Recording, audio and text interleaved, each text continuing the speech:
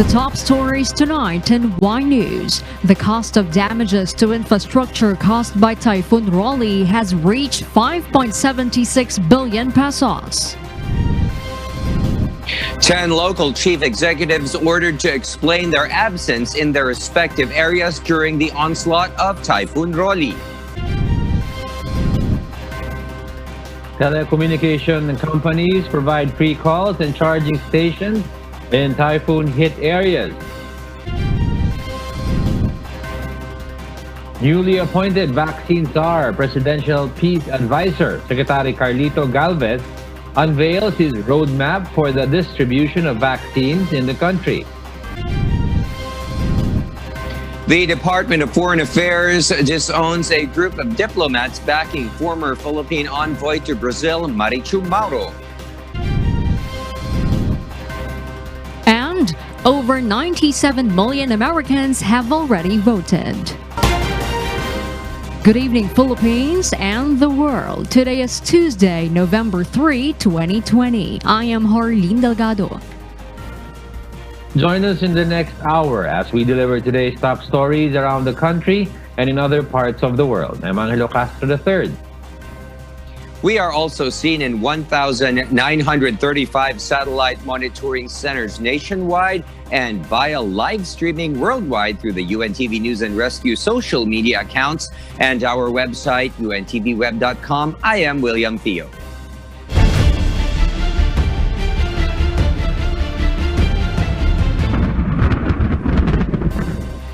First in the news, the estimated cost of damages to public infrastructure due to Super Typhoon Rolly has reached around 6 billion pesos. Victor Cosare details why. Typhoon Rolly, declared as the country's strongest tropical cyclone so far for this year, has already incurred damage and losses worth 5.756 billion pesos, according to the Department of Public Works and Highways. DPWH Secretary Mark Villar said their teams deployed to the field assessed the cause of damage to roads at 1.515 billion pesos, damage to bridges at 458.2 million pesos, damage to flood control structures at 2.36 billion pesos, damage to public buildings at 367.25 million pesos, and other infrastructure at 1.379 billion pesos.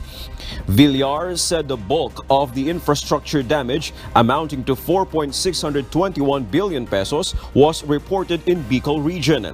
The DPWH Bicol region has also reported the closure of roads in the province of Catanduanes, which was previously isolated and unreachable due to province-wide power outage and unavailable telecommunications signal since the landfall of Typhoon Rolly. Villar said their teams are expediting clearing operations in affected roads. Victor Cosare, UNTV News and Rescue. We serve the people. We give glory to God. The Philippine Atmospheric, Geophysical and Astronomical Services Administration, or PANGASA, targets to complete its installation of additional monitoring equipment by 2021. Meanwhile, the Weather Bureau is hiring additional personnel in its news stations. Ray Palayo will tell us why. PANGASA's timeline of installation of Doppler radars were affected by the pandemic. But by 2021, it aims to complete the establishment of 20 Doppler radars across the country. Administrator Dr. Vic Malano said 14 radars are already existing, while 3 are under construction, particularly in northern SAMAR, MASBATE, and Pangasinan. The agency also has 3 mobile radar that chases the direction of a storm. Doppler radar systems can provide information regarding the movement of a tropical cyclone as well as its position. Aside from tracking the direction, it can also measure the wind and rainfall. Pagdating ng 480 kilometers in exact, kita na yung bagyo na yan. So mas madali na siyang itatrack using radar. Ito yung pinaka-precise na pag-track ng weather system using radar.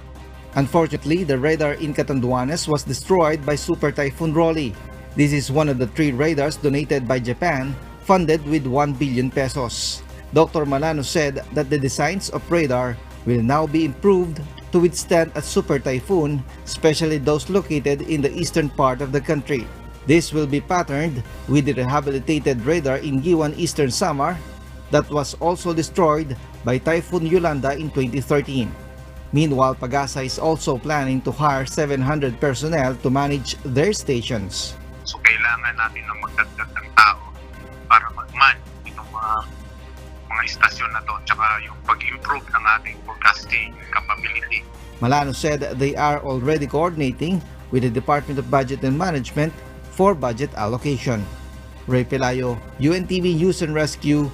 We serve the people, we give glory to God. The National Disaster Risk Reduction and Management Council reports that a total of 17 individuals have died due to Super Typhoon Rolly. Agricultural damages caused by typhoon have now reached 1.75 billion pesos. Asher Kadapan Jr. tells us why live. Yes, Asher? Arlene, the NDRMC confirmed that as of 8 a.m. today, the death toll brought about by Super Typhoon Rolly has gone up to 17 persons. 16 of them were from Region 5 or Bicol region, and one is from Calabarzon. 3 individuals from different regions were reported injured, while females from Ginobatan, Albay are still missing. Over 400,000 families or 1.6 million individuals from 6 regions were affected by the super typhoon.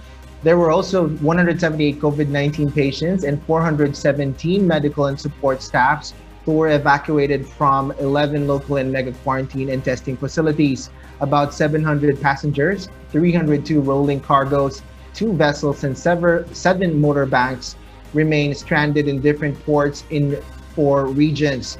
Meanwhile, the NDRMC reported at least 1.7 billion pesos worth of damages in agriculture, with more than 26,000 farmers affected. The Department of Agriculture already distributed over 100,000 sacks of rice and seedlings of rice, corn, and other vegetables to affected farmers. Tilapia and milkfish fingerlings, on the other hand, were given as aid to fishermen who had their fish farms destroyed by the typhoon. The DA also provided animal stocks, feeds, and biologics for livestock and poultry owners. Arlene? Asher, how is the electricity and water services in the regions hardly hit by Typhoon Rolly? Arlene, the NDRMC confirmed that the water services in 37 municipalities in Camarines Sur was already restored, but 83 towns and cities are still experiencing water service outage and interruptions, while 165 cities and municipalities still encounter power interruptions or outage. Arlene? Thank you, Asher Kadapan Jr. reporting live. Meanwhile, the Philippine National Police leads post-disaster cleanup, relief, and rehabilitation operations in hardest-hit areas. Leah Ilagan details why. Before a typhoon hit the country, Philippine National Police units are assigned in strategic areas to readily assist in the operations before, during, and after an emergency. According to PNP spokesperson, Police Colonel Ismael Yu, Police Mobile Force Battalion from Police Regional Offices assist in the force relocation, preemptive evacuation of residents in flood-prone areas in coordination with concerned agencies. Aside from this, the Maritime Group are in charge of search and water rescue and the Special Action Force for their air assets. Local and engineering police also help in a road clearing operations. And because most of the police offices don't have enough equipment for disasters, they are just deploying manpowers to help the LGUs. Ang Philippine National Police ay nagbibigay ng search and rescue personnel at nagde-deploy tayo ng mga tao. Every region meron din silang mga kanya-kanyang mga deployment pertaining to personnel, at may mga reserve force din tayo, lalo na dito sa ating mga headquarters ng kada regions. The relief operations is assigned to the Directorate for Police Community Relations or DPCR and Police Community Affairs and Development Group or PCAG. They are tasked to distribute relief packs from the food banks through their food caravans. Sila po ang pinaka-busy sa lahat pagdating po sa relief operation dahil yung iba nating mga kababayan ay nagpahatid ng kanilang tulong sa pamamagitan ng pulis. At hindi lang po lang pulis dito. At tinulungan din po tayo ng ating AFP at tumulong na rin ang AFP natin at saka yung Philippine Coast Guard. But of course, particularly sa pulis natin, kahapon pa po nasa lugar ng pinangyarihan ang ating kapulisan, lalo na yung Police Community Affairs group natin. PNP Chief Police General Camilo Cascalan orders not to lower their preparations as more typhoons are expected to enter the country before the year ends. The General also reminded PNP personnel to observe minimum health protocols during the rescue operations to avoid contracting COVID-19. Leia Ilagan, UNTV, News and Rescue. We serve the people, we give glory to God. The Department of the Interior and Local Government, or DILG, are planning to file charges against some local chief executives. Dante Amento tells us why. 10 local chief executives may be slapped with administrative charges for being physically absent in their respective terms at the height of Typhoon Rolly. In a statement, DILG Secretary Eduardo Año said 2 of them are from Northern Luzon, 4 in Region 4B, 2 in Region 5, and 2 in the Visayas region. He, however, did not disclose their names pending an investigation. Año added only the 10 officials out of the 1,047 LCEs who should be in their areas to attend to their constituents amid the typhoon were absent. Those who will be found absent in their areas during such calamities will be penalized. They may be charged with dereliction of duty or gross negligence and violation of a DILG memorandum requiring the presence of local chief executives before, during, and after typhoon. Department of Justice Secretary Minardo Guevara says cases can be filed before the Ombudsman or at the Office of the President concerning administrative cases. Dampiamento, UNTV, News and Rescue. We serve the people. We give glory to God. Telecommunication companies have been ordered to provide free calls and free charging services in areas that were severely affected by Super Typhoon Rolly. Vincent Arboleda will tell us why. Communication is crucial for the government to fast-track the delivery of relief goods and conduct rescue and recovery operations. To solve this problem, NTC Commissioner Gamaliel Cordoba has released a memorandum ordering the 2 telecommunications companies, Smart Communications and Globe Telecom, to speed up their repair and restoration efforts in areas ravaged by Super Typhoon Rolly. The 2 telco companies has already sent personnel and equipment to areas hit by Typhoon Rolly to check the extent of damage on their equipment and conduct repairs. Based on the advisory of Globe, subscribers in Camarines Norte can now make calls, text, and surf the internet. Mobile and internet services in the National Capital Region, Rizal, Batangas, and Marinduque has also been restored. Smart Communications Services is also back to 100% in Marinduque, Sorsogon, Occidental and Oriental Mindoro, Masbate, Quezon, Batangas, Laguna, and Cavite. Mobile services have also been restored on majority of areas in Albay, Camarines Norte, and Camarines Sur, while the company is now focusing on restoring their services in Catanduanes. It's really just the challenges of getting there, making sure that we're able to work. Pero once makatrabaho yung mga tao doon, agad-agad naman namin na-restore yung mga aming facilities. So we're working very closely with the LGUs para mapabilis din. A free call, free charging, and free Wi-Fi were also set up in the provinces of Aurora, Bataan, Batangas, Bulacan, Camarines Sur, Marinduque, Pampanga, Sorsogon, Tarlac, and Zambales. Any individual can avail of the free services without the need to present any requirements. NTC's regional offices were also tasked to monitor the implementation of the program and the adherence to health standards placed to avoid COVID-19 transmissions. Vincent Arboleda, UNTV, News and Rescue. We serve the people. We give glory to God. Tropical storm Shawnee slightly intensifies as it moves slowly over the Philippine Sea east of extreme northern Luzon. State Weather Bureau PAGASA says that as of 10 a.m. today, Shawnee was estimated 565 kilometers east of Basco, Batanes, with maximum sustained winds of 85 kilometers per hour near the center and gustiness of up to 105 kilometers per hour, while slowly moving east-northeastward. Shawnee is forecast to intensify into a severe tropical storm in the next 24 to 36 hours.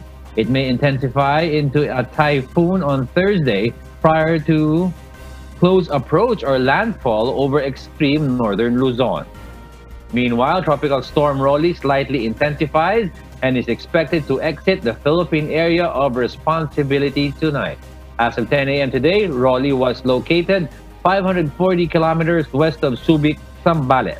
Rolly is not directly affecting the country. The combined effects of Tropical Storm Shawnee and Rolly and the enhanced northeasterlies will bring light to moderate with at times heavy rains over Batanes, Babuyan Group of Islands, Apayao, Cagayan, Isabela, and Ilocos Norte. It will also bring rough to very rough seas over the seaboards of northern Luzon. Sea travel is risky over these waters, especially for those using small sea craft. And Metro Manila and the rest of the country will experience partly cloudy to cloudy skies with isolated rain showers due to localized thunderstorms. The Philippines saw its overall number of new cases drop by 25% last month. Aiko Miguel will tell us why live. Yes, Aiko, good evening. Yes, William, good evening. Department of Health data showed that 3 to 4 weeks ago, the average number of daily cases nationwide stood at 2,517. But in the last 2 weeks, Health Undersecretary Maria Rosario Vergeres said this dropped by 25% or to 1,887. In the National Capital Region, where the outbreak has been largely concentrated, the average number of daily cases in the same period decreased from 842 to 522. Nakikita natin talaga yung pagbaba ng mga kaso. We are just averaging about 500 plus cases a day in the National Capital Region. When we talk about the whole country, we were averaging also before mataas na mga kaso, no? Pero ngayon nakikita natin yung ating averages for our country would just be about 1,800 in a day ang mga kaso. And further analysis showed na yung trends natin comparing to last month decreased by 25%. William, this is why the DOH hopes that before 2020 year ends, the cases will continue to decline.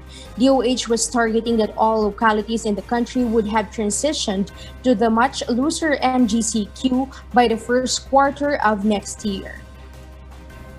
Yung average growth rate nila dapat makikita natin downward, no? Ibig sabihin negative siya, hindi siya nagpa-positive. And that's the time that we can be able to shift to this lower community quarantine level. Our target for our milestones would be hopefully by next year, end of first quarter, lahat na ng local governments natin nasa MGCQ status na. Nearing new normal, no? Na sinasabi natin na pwede na tayo talaga lahat to have that kind of shift. William, under MGCQ, mass gatherings like concerts, sports events, religious services, and work conferences are allowed up to 50% capacity. That is the latest live. Thank you very much. Aiko Miguel reporting live. Meanwhile, newly appointed vaccine czar, Presidential Peace Advisor Secretary Carlito Galvez unveiled his four-phase roadmap for the distribution of the vaccine. Meanwhile, Malacanang defended President Rodrigo Duterte's appointment of Galvez amid criticisms that someone with a medical background should have been chosen instead. Rosie Lecos explains why. Presidential Peace Advisor and National Task Force Against COVID-19 Chief Implementer Secretary Carlito Galvez thanked President Rodrigo Duterte for his confidence in him, but admitted he is nervous for the big task he has been given as vaccine czar. This week, the official will present to the President his four-phase roadmap for the distribution of the vaccine. The roadmap pivots on the assumption that a vaccine would be available for wide distribution by the first quarter of 2021. The execution and implementation phase of the vaccine roadmap is scheduled for the first quarter of 2021 and will last until 2022. The assessment, evaluation, and monitoring of the vaccine will be continuous from the last quarter of this year until 2022. The planning phase would last from this quarter until the second quarter of 2021, while the preparation phase would last until the third quarter of next year. Secretary Galvez clarifies that the Department of Health will still lead the scientific evaluation and selection of vaccine against coronavirus disease. Ating pong alalahanin na as a chief implementer, ang boss ko pa rin po ay si DOH Secretary. Considering sa DOH Secretary is the IATF chairman, at kung anong policy niya pertaining sa vaccine will be implemented by me. So yun po ang ano po natin, collegial ang puno po natin dito. We have to remember na collegial natin dito. Ang aking pong trabaho bilang designated vaccine char, ito po itatawag na milestone gatekeeper or integrator or synchronizer ng lahat ng mga agencies. Meanwhile, Malacanang defends the designation of the former military officer as vaccine czar amid growing criticisms. According to presidential spokesperson Harry Roque, the distribution of the vaccines is more of a logistical problem than a medical one. The vaccine operation will entail logistics. No? Kinakailangan po talaga may managerial skills at sanay sa ganitong management processes. No? Hindi po kasi mamamanufacture as of now ang bakuna sa Pilipinas, so kinakailangan angkatin yan sa lugar kung saan ginagawa, dalhin dito via cold storage facilities by air. Pagkatapos dito po, i-store din yan sa cold storage bago i-distribute sa iba't ibang lugar. The National Task Force continuously consult with the Asian Development Bank, World Bank, and vaccine experts on the greatest challenges the Secretary Galvez will undertake regarding the government's vaccination program. He says it is the aspect of logistics. Rosa Licoz, UNTV News and Rescue. We serve the people, we give glory to God. President Duterte remains in good health even though he had been exposed to a potential coronavirus threat during his recent visit to typhoon-hit Albay. Presidential spokesman Harry Roque sought to dispel speculations about the health condition of the president, saying he could not have visited Ginubatan Albay if he was unwell. On the president's removal of his face mask while addressing the crowd in Ginubatan, Roque said he is not aware if the cover was deliberately removed by Duterte. Kung natanggal man yung mask niya, syempre po yung danger niyon ay naki-presidente, pero hindi po niya natiis ang mga Bicolano. Pinuntahan po niya at syempre he exposed himself to the threat of COVID-19, pero gayunpaman siya po ay presidente at nais niyang ipakita that government is there to assist them. He is as good as anyone of his age. No? Nakita niyo naman yan. Siguro naman hindi siya makakapunta sa Ginubatan kung hindi mabuti po ang kalusugan ng ating presidente. The Department of Health reported an additional 1,172 cases, bringing the national tally to 387,161. The total number of COVID-19 survivors rose to 348,967, with the recovery of 153 patients. The death toll, however, rose to 7,318 as 49 more patients succumbed to the severe respiratory disease.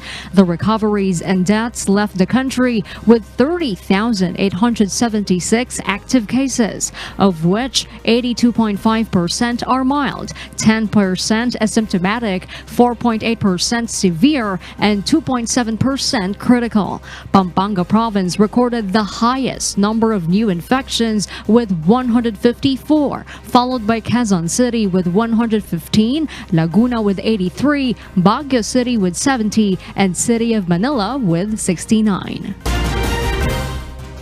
Meanwhile, the Department of Foreign Affairs distanced from reported statements of support of DFA officials and retired diplomats for embattled former Philippine ambassador to Brazil, Marichu Mauro. Kath de Maraos will tell us why. The Department of Foreign Affairs denied the existence of the DFA Career Officer Course and the Retired Ambassadors Association, which had vouched for former Philippine Ambassador to Brazil, Marichu Mauro, and called for due process to be given to her instead of being vilified in the media. The DFA issued a statement following confirmation that the country's former envoy Marichu Mauro has returned to the country to face an investigation into her alleged acts of abuse towards her household service staff. Senator Christopher Lawrence Bongo earlier said Mauro has arrived in the country late Monday night.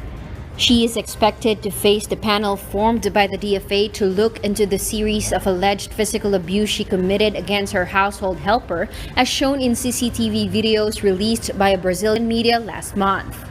Malacan said President Rodrigo Duterte will let the DFA to proceed with its investigation. The DFA earlier assured the conduct of a thorough investigation and to mete out appropriate sanctions based on its findings. Hinahayaan po ng Presidente sa DFA ang investigasyon at naniniwala naman po kami magkakaroon ng patas at transparent na investigasyon ng DFA. Kat Maraos, UNTV News and Rescue. We serve the people, we give glory to God. 7 suspected members of Abu Sayyaf group were killed in an encounter in Sulu Sea. In a statement, the Joint Task Force Sulu said its troops intercepted and killed the alleged ASG bandits in an operation launched around 2 a.m. at the open waters of Sulu Sea near Solare Island in Parang. The bandits were aboard a twin-engine speedboat and were said to be planning to conduct kidnapping activities in mainland Mindanao. The military said 2 of the 7 killed bandits were believed to be brothers of ASG leader and bomber Mundi Sawadjaan. Retrieval operations of the sank speedboat and cadavers of ASG member are currently ongoing. The Senate Defense Committee began its inquiry today on the alleged red tagging activities of some members of the military to certain celebrities, institutions, and organizations. Physically present were top government officials, including Defense Secretary Delfin Lorenzana, DILG Secretary Eduardo Año, and National Security Advisor Hermogenes Esperon. However, the Makabayan bloc, which was invited by the committee, failed to appear in today's hearing. In a letter, the bloc, which comprises the 6 representatives from party lists Bayan Muna, Gabriela Women's Party, Kabataan, and ACT Teachers, said no lies and red tagging would taint their credibility in carrying the needs and interests of the people in Congress.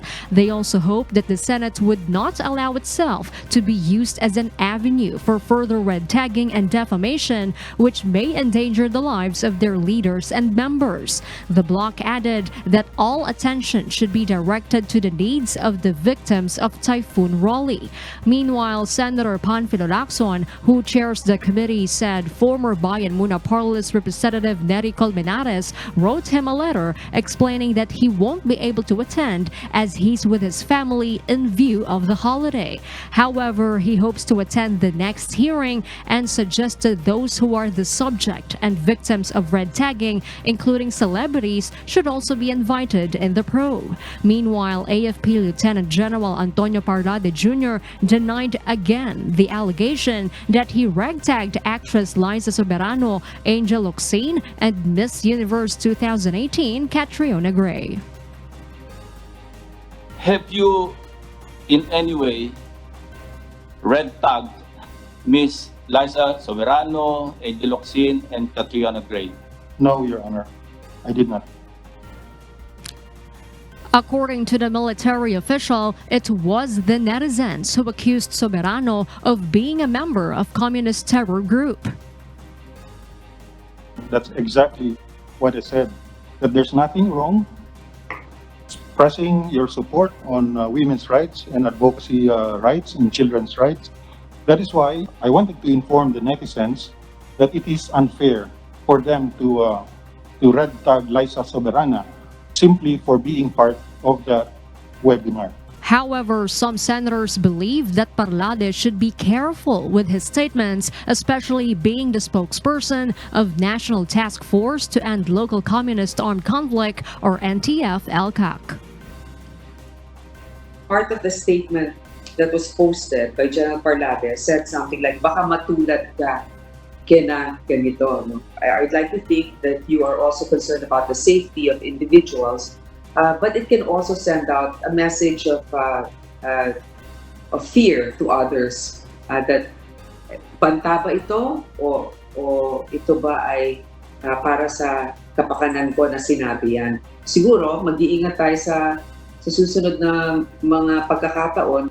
We hope that the General Parlade will be careful in his public pronouncements. To say that Liza Soberano should stop doing what she's doing, otherwise she will end up being killed like some other activist, I think was uncalled for. Also linking us, the Liberal Party, we believe then was without basis and uncalled for. Meanwhile, the top officials maintained that red tagging is not part of the agenda or policy of the government. But the National Intelligence Coordinating Councilor Nika insists that the legislators of the Makabayan Bloc are members of the Communist Party of the Philippines. Witnesses who were alleged former CPP-NPA members also testified during the hearing. One of them is Jeffrey Celis, or Ka Eric, who was an alleged former cadre of the communist group. He said that the youth are being recruited in CPP-NPA's front organizations. From 2016 to 2019, over 8,000 students were recruited to join the group, according to him. The abuse and the vulnerability of children and mga minor na NPA na nare-recruit, nangyayari po. Senator Lacson has urged government and military officials to present evidence to prove their claims and the testimonies of their witnesses. The lawmaker also vowed to give equal opportunity for the Makabayan Bloc and other groups to speak should they attend in the next Senate committee hearing. Meanwhile, for presidential spokesperson Harry Roque, it would be hypocritical for the CPP-NPA to deny that they do not have the so-called legal fronts. Kaplastikan po ng CPP-NPA kung sasabihin nila wala silang mga legal fronts na tinatawag. Pero ang sinasabi lang ni Secretary Lorenzana, yung mga wala naman talagang kinalaman dyan, na wala namang ebidensya, kasama ng ilang mga personalidad, kung wala talagang ebidensya, tumahimik na lang. In any case, iniimbestigahan po ngayon yan ng Senado.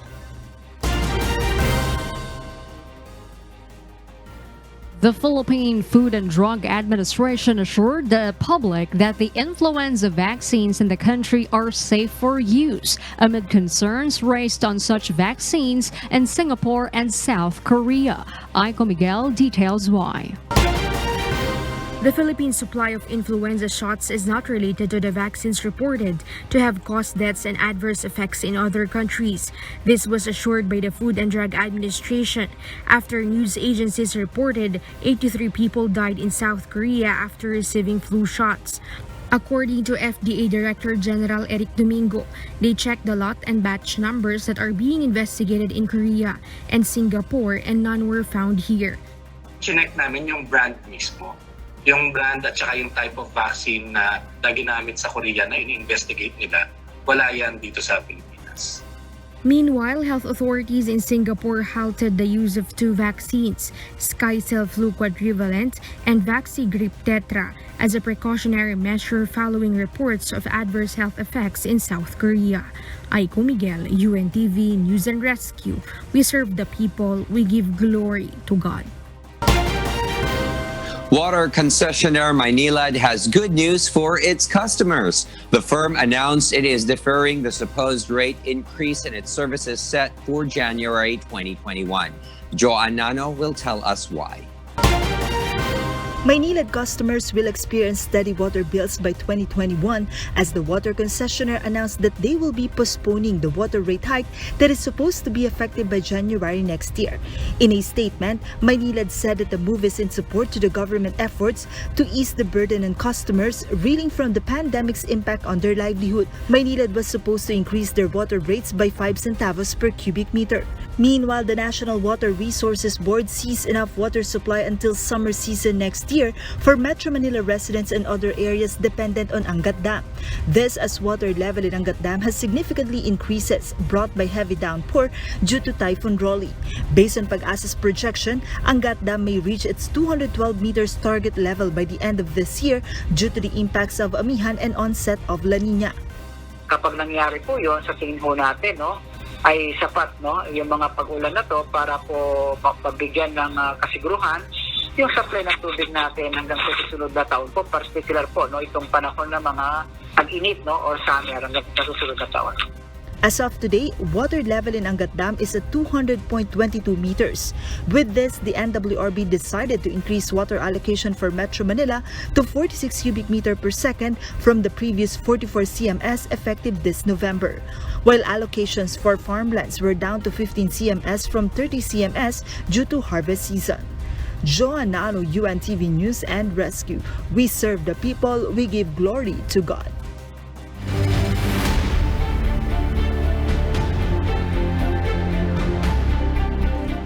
And for the news abroad, here's Stephanie C. reporting live from Hong Kong.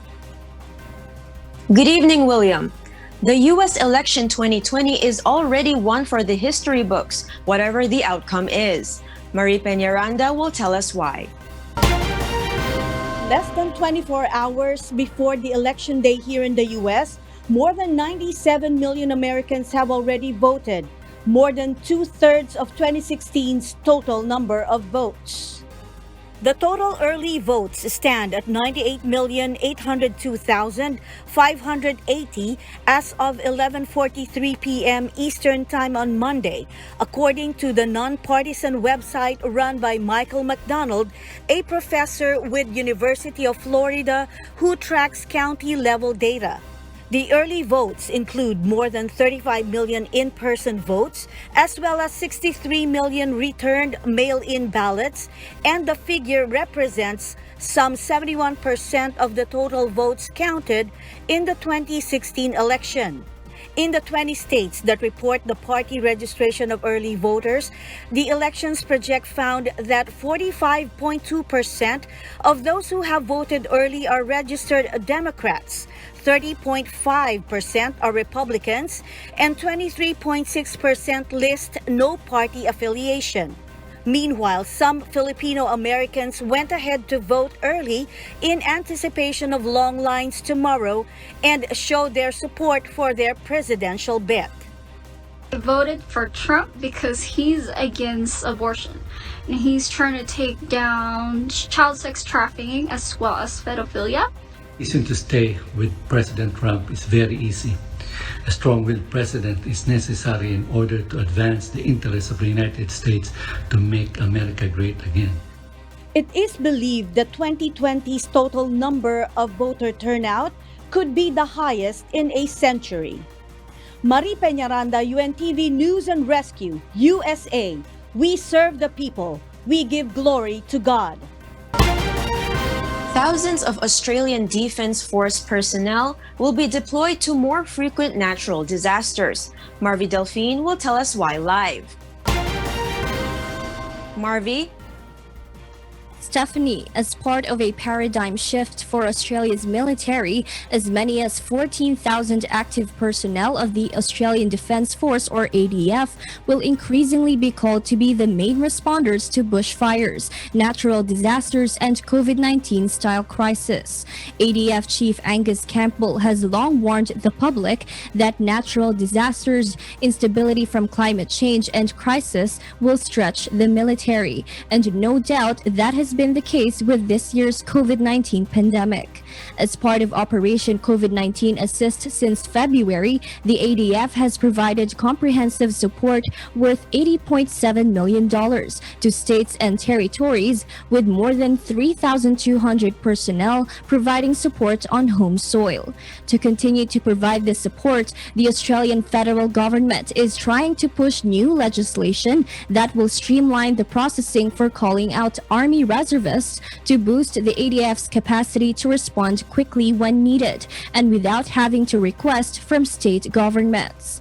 According to Defense Minister Linda Reynolds, the Morrison government will invest $270 billion over the next 10 years to upgrade the capability and potency of the Australian Defence Force. Defense Minister Reynolds added that the government was ensuring defense is prepared for a wide range of contingencies, including the impacts of climate change. Stephanie? Marvi, Australia's Defence Force seems to have been busier this year with domestic crises being deployed throughout the country in response to the bushfires and then the pandemic. Can you elaborate on this? Stephanie, certainly the Black Summer bushfires and the COVID-19 response has dominated ADF's 2020. During the bushfire crisis, the Australian federal government issued its first ever mandatory call-out of more than 3,000 Army reservists, which caught state authorities by surprise. This bushfire operation spanned 6 months, expanding to the deployment of more than 8,000 full-time and reserve personnel, and less than a week after that operation ended, Operation COVID-19 Assist was up in April.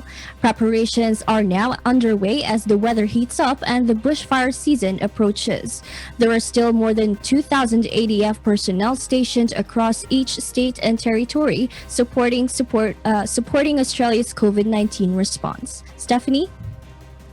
All right, Marvi, thank you for that report live from Australia. Australia has recorded its first day of no local cases of COVID-19 in almost 5 months. Maeve Dog details why live. Go ahead, Maeve. Stephanie, the state of Victoria records no new cases and no new deaths for 4 consecutive days, with only 38 COVID cases in the state. The state of New South Wales recorded 1 new locally transmitted case in 24 hours and 2 new cases of overseas travelers that are currently in hotel quarantine, while the state of Queensland has 3 new confirmed cases from overseas and 6 active cases, and the Australian Capital Territory also recorded no new cases and no active cases for today. In addition to this, Australia as a whole recorded its first 24-hour period with no locally acquired cases during the weekend, which is the first time in 5 months. However, Victoria's testing commander Jerwin Wimmer suspects that there are still a significant level of undetected cases in the community. Meanwhile, protesters flooded Melbourne Victoria CBD today, where they marched against COVID-19 restrictions, as well as anti-mask sentiments and calling for the state's Premier Daniel Andrews to be sacked. The standoffs between the protesters and police resulted in multiple arrests, as abuse to the media have arisen for putting the blame on the media for the coronavirus and protecting politicians. Those are the updates regarding the COVID cases and situation here in Australia. Back to you, Stephanie. Maeve, while Australia is seeing such good news and COVID cases going lower, what contributes to the improvement that we see in Australia, and what can the residents expect in the upcoming months? Stephanie, the country's improving numbers could allow states to lift their travel restrictions before the end of the year, as said by Australia Health Minister Greg Hunt. Now, the federal government's goal is to continue with the aggressive suppression strategy to tackle the pandemic, meaning to find new cases early and stop the spread and avoid community transmission. Stephanie? Thank you, Maeve Dog, reporting live from Australia. And those are the reasons behind the news here in Hong Kong and in other parts of the globe. For those watching us on YouTube, please click the subscribe button you see on the right side of your screen and ring the bell for notification. You may also follow us on Facebook. Back to you, William. Thank you, Stephanie C., reporting live from Hong Kong.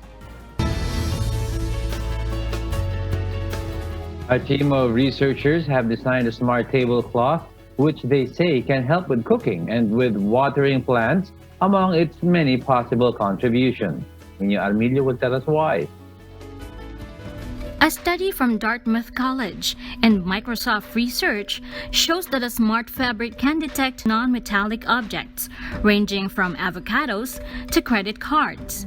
The fabric, named Capacitivo, can feel shifts in electrical charges to identify objects with different shapes and sizes.